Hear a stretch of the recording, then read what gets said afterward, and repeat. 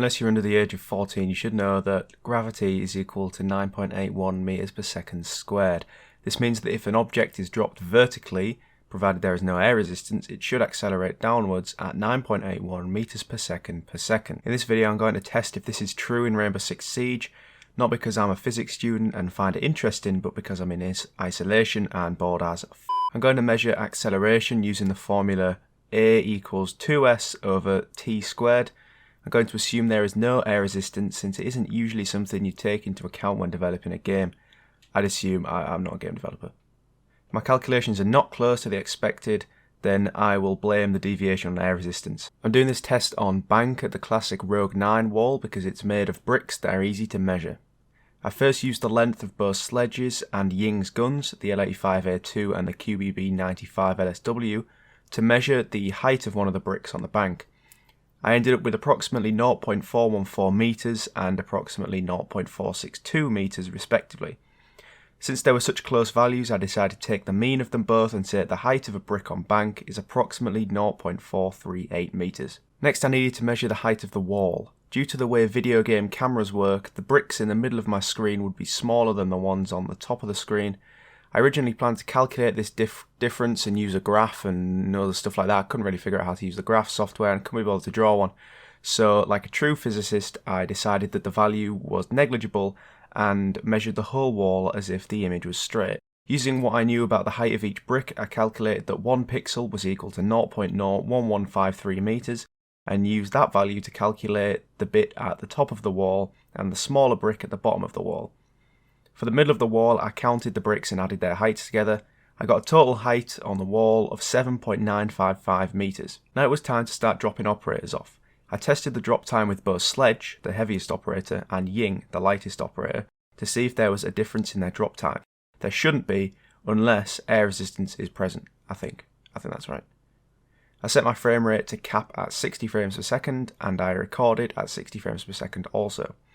I then told my friend to edge slowly to the end of the wall while looking straight forward, while crouching so the centre of mass was close to his feet, and all that probably makes a difference. Once both Sledge and Ying had mangled their legs beyond recognition, I closed the game, stopped recording, and started to do my calculations in a notebook I nicked from school. First I calculated how long each operator took to fall off the top of the wall in frames, so I could use the formula time equals frames over frame rate to get an accurate time. Whilst doing this, I noticed that you do not fall from the very top of the wall and instead fell from a smaller ledge, as you can see here. I used my pixel value from earlier to measure it and found that you fall 0.346 meters from the top. I subtracted this value from the height of the wall and ended up with a drop height of 7.609 meters. I calculated the frames in each drop in order to calculate how long it took them to drop. You'll notice that the time to drop is always higher whenever it's a drop that kills the person. This probably has something to do with how the game calculates how you die or whatever. I have no idea because I didn't make the game. They're not anomalous, so I will include them in the mean. For Sledge I got a mean drop time of 1.079 seconds, and for Ying I got an average drop time of 0.98 seconds. Not wildly different. I also noted the upper and lower bounds of the drop time, which will allow us to get upper and lower bounds of our gravity calculation. For calculating gravity I used the formula from the beginning of the video and plugged in some numbers.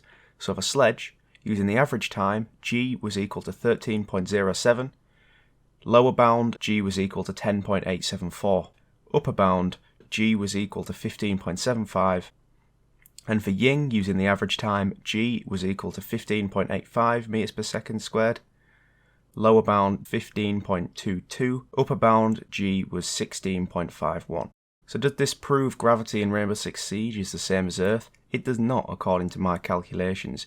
The closest we got to gravity was Sledge with 10.874 meters per second squared, and the highest was 16.51 meters per second squared. Not exactly a conclusive result. Even if my measurements for the wall were wrong, which they could be, G should equal the same value for both Sledge and Ying because everything else was constant.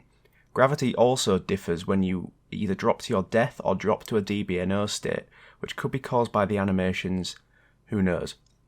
In conclusion, Rainbow Six Siege does not have a constant value for gravity and is most likely manipulated per operator or even per wall or drop zone to calculate how much damage you're going to take from that drop. Thanks for watching this incredibly boring video. Make sure to tell me anything I could have done better. I will definitely revisit this topic. But for now, that's all I'm going to do.